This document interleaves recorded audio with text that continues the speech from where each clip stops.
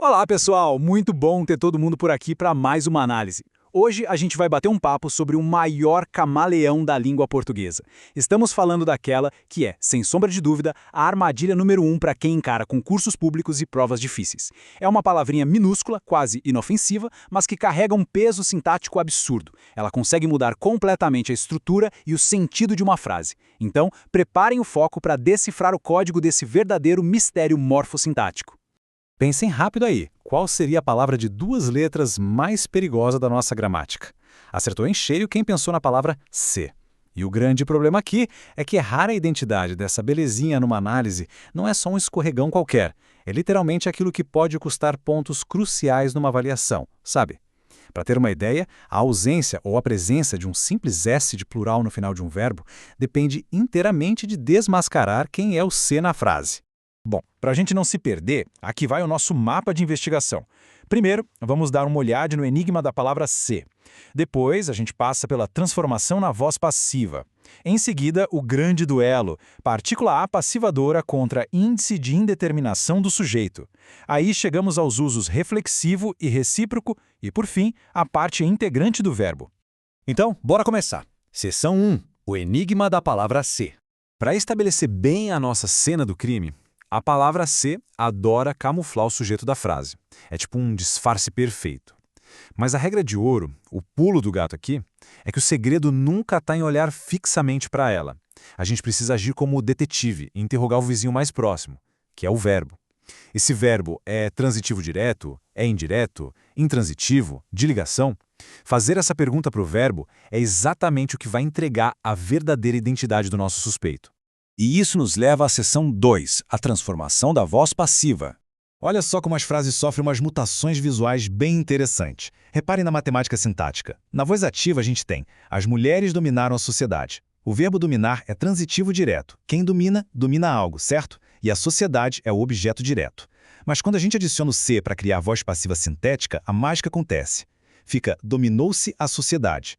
O que antes era objeto direto, agora sofre ação e vira sujeito paciente da frase.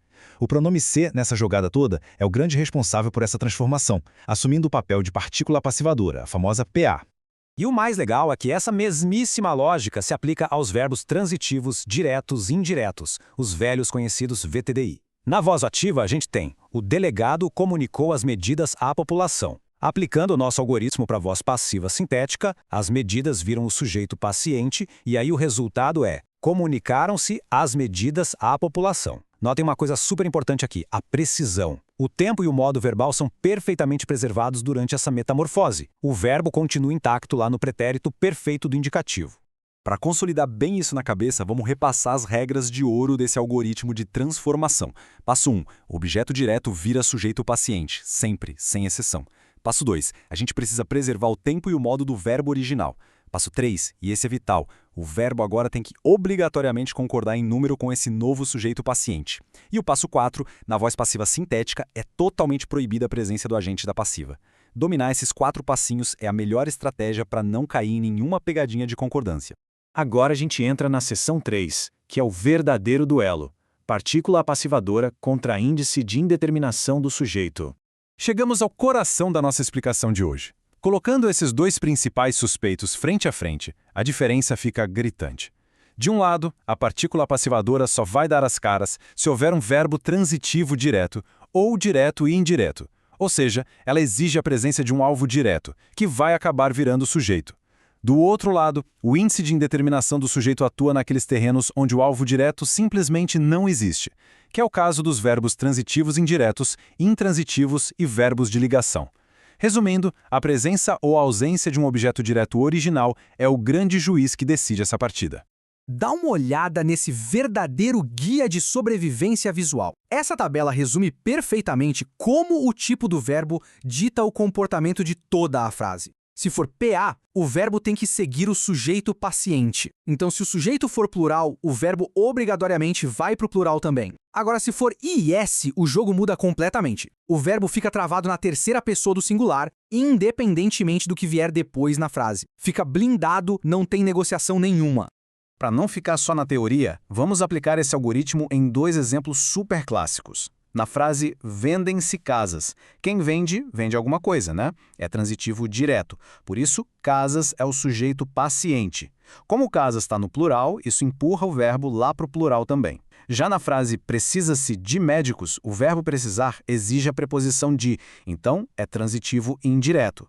Essa preposição funciona como um bloqueio e impede que médico seja o sujeito. Consequentemente, o sujeito passa a ser indeterminado, o se ganha a identidade de índice e o verbo é forçado a ficar amarrado lá no singular, sem chorro nem vela. Partindo para a seção 4, vamos falar do pronome reflexivo e recíproco. Com esses gigantes que acabamos de ver fora do caminho, vamos analisar aqueles cenários em que a ação rebate na própria origem. A definição para a voz reflexiva é bem lógica, na verdade. O pronome reflexivo indica que o sujeito da frase não só pratica a ação, mas também sofre os efeitos dessa mesma ação. É literalmente como se olhar num espelho gramatical, sabe? O agente é o paciente ao mesmo tempo.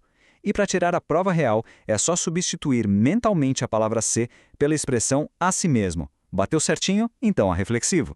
Vamos notar aqui uma diferença de sentido que é bem sutil, mas super importante, entre o reflexivo e o recíproco. Na frase, o garoto se machucou, ele causou um ferimento a ele próprio. A ação volta para um único indivíduo. Agora pega a frase, as amigas se abraçaram. Aqui a gente tem a voz reflexiva recíproca. Por quê? Porque uma amiga abraçou a outra e vice-versa. A ação é totalmente mútua, é trocada. Se a gente trocar o se por umas às outras e a frase fizer sentido, pronto, o mistério dessa função pronominal está resolvido. E finalmente chegamos à seção 5, a parte integrante do verbo, ou PIV. Para fechar a nossa investigação de hoje, a gente encontra aquela identidade onde o se perde de vez qualquer independência. Nos casos de parte integrante do verbo, o pronome não tem função sintática nenhuma. Sério, ele não é objeto, não é sujeito, não indetermina absolutamente nada. Ele simplesmente está ali, permanentemente fundido ao verbo. Acontece que alguns verbos nasceram assim, colados no pronome, e precisam dele para existir no nosso idioma. No geral, eles expressam sentimentos, posturas do corpo ou mudanças de estado que são tão pessoais que não podem ser transferidas para outras pessoas. Uma sacada excelente para memorizar isso é guardar essa listinha rápida. Verbos como suicidar-se, arrepender-se, queixar-se, orgulhar-se. Pensa bem, ninguém pode arrepender outra pessoa, concorda? A ação está ali, grudada de um jeito inerente ao próprio indivíduo. Segundo o que a gente tem documentado, esses verbos pronominais são quase sempre intransitivos ou transitivos indiretos.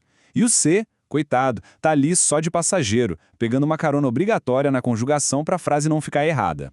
E para encerrar com chave de ouro, fica aqui uma armadilha clássica para colocar todo esse nosso conhecimento à prova. Baseado em tudo que a gente acabou de ver, diante de estruturas tipo trata-se de um problema ou tratam-se de problemas, qual seria o caminho gramaticalmente correto? É só lembrar do nosso algoritmo. Olha só, tratar com o sentido de conversar sobre um assunto é verbo transitivo indireto. Verbo transitivo indireto colado com o se significa índice de indeterminação do sujeito. E qual é a regra de ouro do IAS mesmo?